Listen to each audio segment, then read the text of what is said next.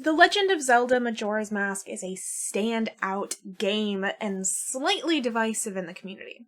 People either love it or hate it, and they either love it or hate it for the same reason. It's different. Before Breath of the Wild came out, the Zelda franchise had been racked by the problem of the same. Zelda games fell into the rut of similar structure, which can be quite appealing. You always knew what you were going to get with a Zelda game, and it meant that familiarity bred joy and comfort. But sometimes difference can be a breath of fresh air. This was felt almost universally by the reset taken by Breath of the Wild. But Majora's Mask has rarely been considered the same. There are two primary reasons for this. The first is that Majora's Mask came out before the storytelling system was firmly established. The cycle of Zelda stories and their familiar structure was set by Ocarina of Time, which came out just a year before Majora's Mask's release. Releases following Majora's Mask followed the pattern of story set by Ocarina, rather than Majora. So even though Majora's Mask was very different than Ocarina, its difference wasn't as felt as Breath of the Wild, because Breath of the Wild broke a cycle, rather than coming out before a cycle was set in stone. The second reason Majora's Mask is rarely considered on the same level of Breath of the Wild is because it has a much darker tone than the other Zelda games. I wanted to take some time today to explore Majora's Mask and really understand its darker tone. Some following Zelda games have really attempted to echo the tone or make it even darker. Twilight Princess, for example, tried really hard to fill the role of the edgy Zelda game, but I just don't think it was as successful with this as Majora was. While Twilight tried to emulate some of the darkness in their story, they relied way too heavily on aesthetics to carry the tone. Majora's aesthetics, on the other hand, are not all that different from Ocarina. In fact, the familiarity of the aesthetics is partly what leads to the darker tone, but we'll get more into that soon. But Majora succeeds where Twilight fails due to the darkness of the game being carried forward in two important aspects: story and player experience of story. Majora's Mask came out just a year after Ocarina of Time. The really tight time frame led to some shortcuts in development. Almost all the character models are copied from Ocarina, for example. In fact, some of them even carry the same exact names, and others carry different monikers and fill different roles in the town of Termina than they did in Ocarina's Hyrule. While the borrowing of mechanics and character models were only due to issues in the actual process of game development, the impact they had on story, and more importantly the player experience of story, cannot really be understated. The copying of the overly familiar in a suddenly unfamiliar landscape is what helped to increase the feeling of uncanniness. Majora's Mask takes place immediately following the events of Ocarina. While many Zelda games take the position of the various Links and Zeldas in these games as being reincarnations of each other, Majora is different in its positioning as a direct sequel to Ocarina. We start the game watching the child Link we constantly shifted to and out of in Ocarina of Time, a time-traveling game for those who haven't played, slowly riding his horse through some woods. He gets attacked by the Skull Kid, another once-familiar face from Ocarina, who's wearing a strange mask. He steals Link's magical ocarina and scares his horse. After a chase through the woods, Link falls down a very long, dark hole where, at the bottom, the Skull Kid transforms him into a much weaker figure, a Deku Scrub. Continuing the chase regardless, Link ends up in the land of Termina, inside a clock tower, where the happy mask salesman asks him the eerily famous line, "You've met with a terrible fate, haven't you?" We are then tasked to defeat the Skull Kid and save the land of Termina from having the moon fall down on them, brought on by the Skull Kid within just 3 days. Transformed by the evil Majora's Mask, the Skull Kid has wreaked havoc on Clocktown and the surrounding land of Termina, which Link works hard to reset and solve. The story is more or less familiar at this point. A hero tasked with saving the land in a near impossible situation sounds like a video game, and more importantly, sounds like a Zelda game. But the 3-day deadline does something really important to the story. At the end of a playthrough, the player Link must play a song to reset time, and we start, once again, at the base of the clock tower on our first day in Termina. We'll get to that bit in a second. But we should first tackle the story as it appears on paper. Zelda games always have some great evil that must be stopped, most of the time taking the form of the evil King Ganondorf. And sections of this can be really dark, especially when we see some of the evil wrought to the world by Ganondorf. One of the things that really stands out to me personally is the first time we leave the Temple of Time as Link in Ocarina. We have just transformed into an adult, jumping ahead in time by 7 years, and the once bustling market square of Castle Town is now desolate, in ruins, and filled with zombies.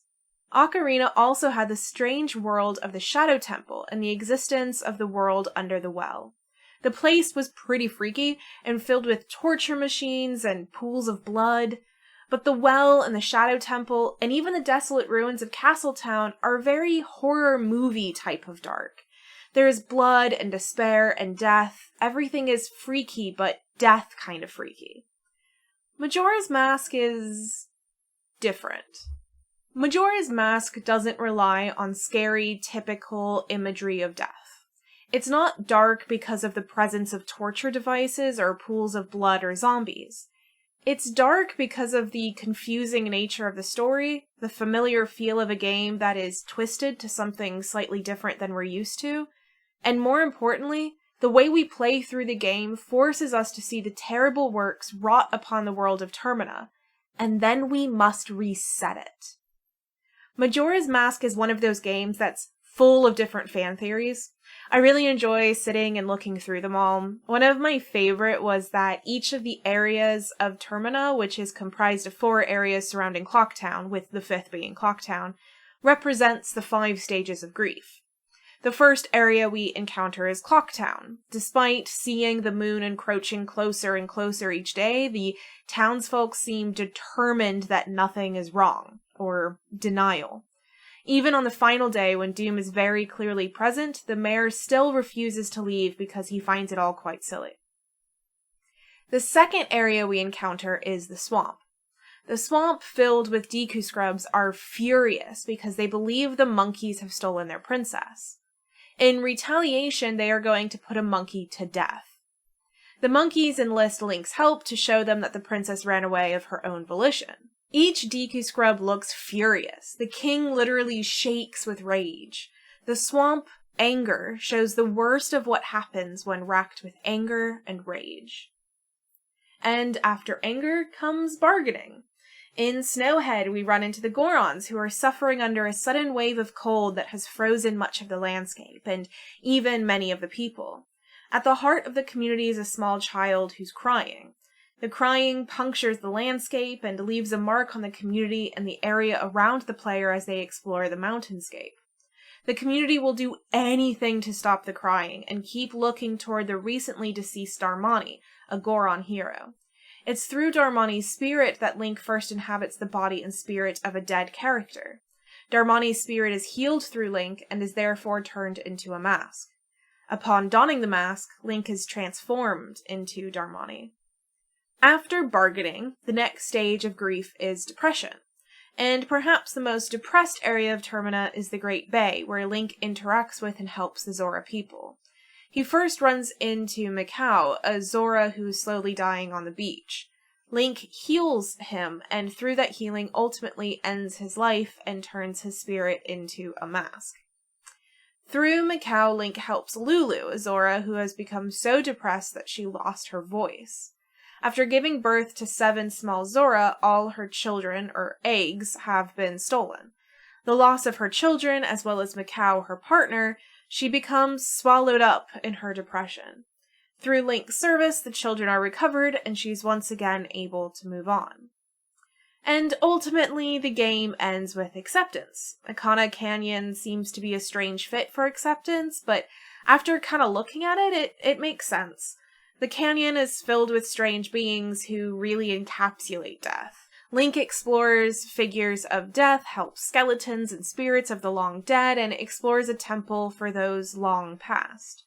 Iconic Canyon is a land of the dead, and here many have accepted their fate and are happy to live in their state of death. Of the 4 areas outside Clocktown, this is also the only location where Link is not given a spirit to transform into. Rather, Link is tasked with moving through the land of the dead, rather than attempting to be like the living. The presence of death permeates the entirety of the game, however. Link's primary power in Majora's Mask, as compared to the other games, is his ability to transform into the other creatures through a mask.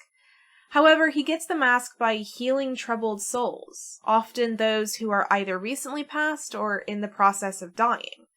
Link can then use these masks to transform into the characters, primarily Darmani, the Goron, and Mikau, the Zora.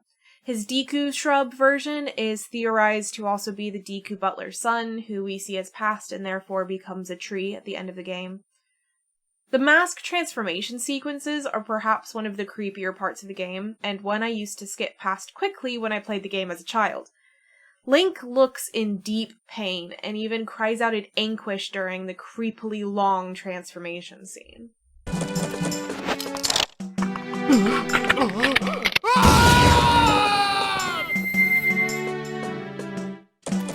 I am personally unsure how deep the reading of the multiple stages of grief actually is. While some of the areas are far more clear, such as anger for the Deku shrubs, some of the areas are a bit washy in their appearance. The Gorons, for example, could be read as both bargaining and depression. The stages of grief theory is useful in considering some of the complicated natures of the different areas and the super complicated and quite frankly depressing state that many of the areas are in. And this is where I think the darkness of the game comes from. The story itself is depressing, and the many characters are dealing with some very serious problems, including death and loss. But what makes the game dark is that at the end of solving everyone's problem, when Link is finally able to bring some amount of peace or happiness to those who are suffering, you have to reset back to the beginning of the 3 days. You have to reset time, reset their suffering, and once again have them return to a life of pain. And that's what, to me, is at the core of Majora's Mask's depression and darkness. The art of the repetition. The format of the game, and the way the player experiences the game is, quite frankly, depressing. While the story itself is full of pain and anguish and suffering, which helps to bring darkness to the player, it's the player's experience of the story, the way the story is actively played out, that really solidifies Majora's Mask as one of the darkest games in the Zelda franchise. Let's take, for an example, one of the more depressing side quests for the game, the story of Anju and Kafei. Kafei is betrothed to Anju and has also gone missing. The two are kept separate from one another because Kafei has been turned into a child by Skull Kid and his wedding mask has been stolen. He ran to hide, too ashamed to reveal himself to Anju or his family. Through detailed work, Link finds Kafei and works to pair him and Anju back together as well as to regain the wedding mask that was stolen from him.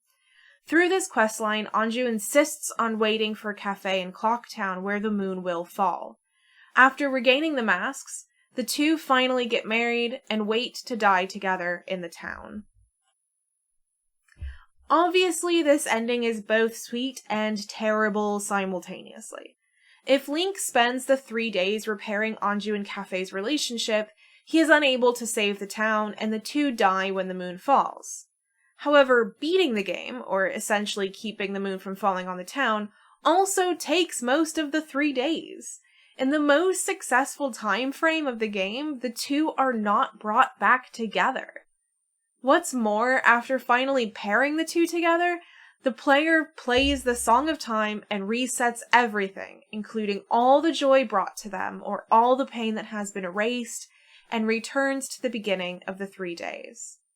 And I think this is where the true dark atmosphere of the game can really be felt. Link is essentially powerless to the forces of suffering and pain that surrounds him. He is unable to truly help everyone at once, and is never able to solve everyone's problem at the end of the game. To help most people, he has to forsake almost all the others, including the saving of the entire town. To save the town, he must leave everyone to their suffering. There is no perfect run, and no way to save everyone. Even the larger problems, such as the Gorons suffering their losses, or Lulu who's lost her children and that's rendered her speechless, never remain solved. In order to beat the game, Link quickly jumps to end goals of dungeons and beats bosses, which means that Lulu is left without her children or any knowledge of what happened to Mikau. And even in the runs where all this is solved, at the end of it all, the player is forced to erase all the good they've done. In essence, the need to repeat the 3 days over and over again leaves the player unable to truly experience a happy ending to the story. All other Zelda games give you a happy ending, but even at the end of Majora's Mask, when Link has finally defeated the evil Majora's Mask, there's still pain and suffering and fear in the world he's traversed through.